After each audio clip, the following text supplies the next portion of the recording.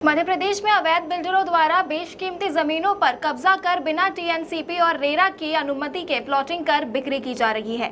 रीवा में ये भी सिलसिला वर्षों से जारी है। अधिवक्ता बीके माला ने इस मामले को बार बार जिला प्रशासन और नगर निगम के सामने उठाया। रेरा आयोग ने भी मामले को संज्ञान में लिया, जिसके बाद नगर निगम आयुक्त डॉक्टर संजय सौरभ सोनवाड़े ने शहर की कई कॉलोनियों को अवैध घोषित कर दिया। नगर निगम ने चौराहा स्थित विंड ग्रुप की 6 एकड़ जमीन को भी अवैध बताया। अब इन अवैध कॉलोनियों और बिल्डरों के खिलाफ एफआईआर दर्ज कर कार्रवाई की जा रही है। साथ ही अतिक्रमण निर्माण को जमींदोज किया जाएगा। अधिवक्ता बीके माला ने इस कार्रवाई का स्वागत करते हुए कहा कि ये लंबे समय से चल रही है, गड़बड़ियों पर अंकुश लगाने की दिशा में अहम कदम है। उन्होंने मांग की है कि अवैध कॉलोनियों को वैध करने की प्रक्रिया पूरी पारदर्शिता से हो और दोषियों पर सख्त कार्रवाई की जाए। उन्होंने जनप्रतिनिधियों और प्रशासन पर भी गंभीर आरोप लगाए हैं कि उनकी मिलीभगत से ये अवैध निर्माण फल फूल रहे थे। विंध्या टाइम्स से मनीष दाहिया की रिपोर्ट।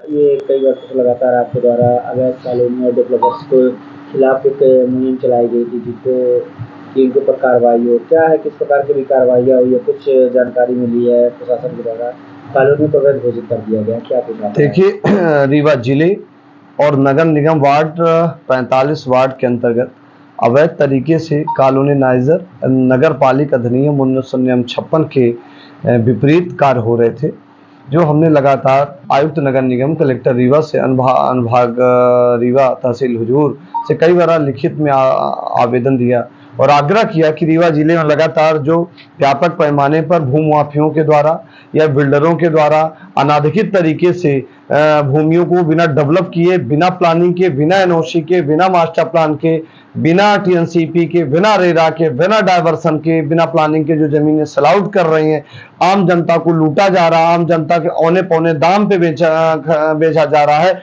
सपनों का घर दिखाया जा रहा, दिखाया कुछ दूसरा जा रहा, बेचा कुछ दूसरा जा रहा, रजिस्ट्री कुछ तीसरे जगह की कराई जा रही। इस प्रकार का व्यापक स्तर में धंधा रीवा में फल फूल रहा था, जिसको लेकर और रीवा को विकसित रीवा देखने के लिए, रीवा को अच्छा रीवा बनाने के लिए रोड, रास्ता, बिजली, पानी की व्यवस्थाएं हो, इसके लिए हमने मुहिम छेड़ी और सबसे आग्रह किया, बिल्डरों से भी आग्रह किया कि बड़े पैमाने पर जमीन को यदि आप सेल आउट कर रहे हैं तो कॉलोनीनाइजर के जो प्रधान है, नगर निगम के मध्य प्रदेश भू राजस्व के जो प्रधान है, उस प्रधानों का पालन करिए और राजस्व शासन को उपलब्ध कराइए, टीएनसीपी करिए, रेरा करिए, डायवर्सन के जो रेगुलेशन उनको पालन करिए, इसके बाद आप जमीन बेचिए।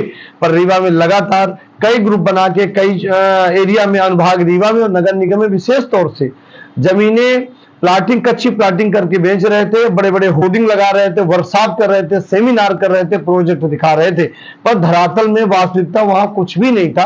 तो ये जितना रीवा जनप्रतिनिधियों का है, उतना रीवा हम तमाम समस्त व्यक्तियों का है। इसके लिए हमने रीवा की एक मुहिम छेड़ी और ये बताने शासन स्तर में हमने लिखित तौर से, मौखिक और मीडिया के माध्यम से कई बार ये हमने मामला उठाया, जनहित में मामला उठाया कि रीवा शहर की बेशकीमती भूमियां, नदी, तालाब, सरोवर बेचे जा रहे हैं, नदियों को विक्रय किया जा रहा है, नदियों के एरिया को पाट करके समतल करके विक्रय किया जा रहा है, नालों को बराबर कर दिया गया है, नालों के एरिया को नष्ट कर दिया गया है, रेड जोन, ग्रीन जोन को नष्ट किया जा रहा है। इस प्रकार एक अवैध तरीके जो प्लाटिंग हो रही, उस प्लाटिंग को रोकने के लिए शासन स्तर में हमने कई बार लिखित शिकायत की थी, जिसकी संबंध को नोटिस भी हुई थी, औपचारिकताएं नोटिस हुई।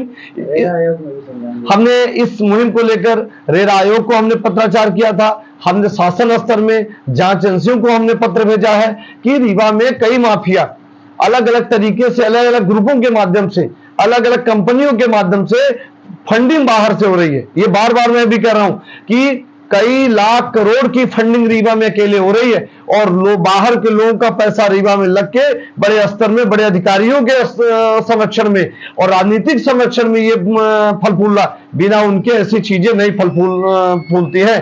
ये व्यापक स्तर में भ्रष्टाचार भी हो रहा था, जीएसटी की चोरी हो रही थी, शासन के रेगुलेशन में विपरीत काम हो रहे थे। पूरे मध्य प्रदेश में रीवा एक ऐसा स्थान है, पूरे मध्य प्रदेश में, उज्जैन में, भोपाल में, ग्वालियर में, जबलपुर में, या बड़े बड़े शहरों में एफआईआर दर्ज हो रही थी, मुख्यमंत्री के निर्देश में एफआईआर दर्ज हो रही थी।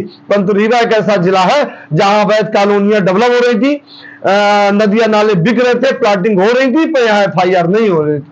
पर अब ये पता चला है कि नगर पालिक निगम के आयुक्त ने एक नोटिस जारी की है और 4 जोन में जो प्लाटिंग हो रही है उसमें जब लगातार मीडिया दिखा रही है, यहां तक कि विशेष तौर से विंध्या टाइम्स और अन्य चैनल लगातार प्रमुखता से इस खबर को प्रकाशित कर रहे थे, मुहिम छेड़े हुए थे कि हमारे रीवा में अवैध प्लाटिंग नहीं होनी चाहिए, रोड, रास्ता, पेड़ पौधे और जो भी रेगुलेशन है वो होने चाहिए। इसके लिए मीडिया को भी बधाई देते हैं। तो इस विषय को लेकर नगर निगम ने एक नोटिस जारी की है और विंड ग्रुप चुराहटा में एयरपोर्ट के पास हल्का चुराहटा, तहसील हुजूर, खसा नंबर 765/2/1/2 765/2/2 की भूमि है, जो विंड ग्रुप अधिकृत तौसीफ अहमद खान है और वगैरह है। उनके ग्रुप में और बहुत सारे लोग हैं, शामिल हैं, जो वो सभी मिलकर ये काम कर रहे थे और भी कई कॉलोनियां बना रहे थे। तो नगर निगम नगर पालिका अधिनियम 1956 के नियम धारा 292 के तहत उन्होंने नोटिस जारी की है और उन्होंने नोटिस जारी करके उन्हें समाचार पत्र में प्रकाशन भी किया है कि यह कॉलोनी अवैध है। यदि अवैध कॉलोनी है तो कोई व्यक्ति इस पे रजिस्ट्री कराते हैं, यदि अवैध मानी जाएगी। इस प्रकार की एक समाचार पत्र में नोटिस भी जारी है, जो हमको भी नोटिस के माध्यम से, समाचार पत्र के माध्यम से जानकारी प्राप्त हुई है। इसी प्रकार अन्य कॉलोनी की भी नोटिस जारी होंगी।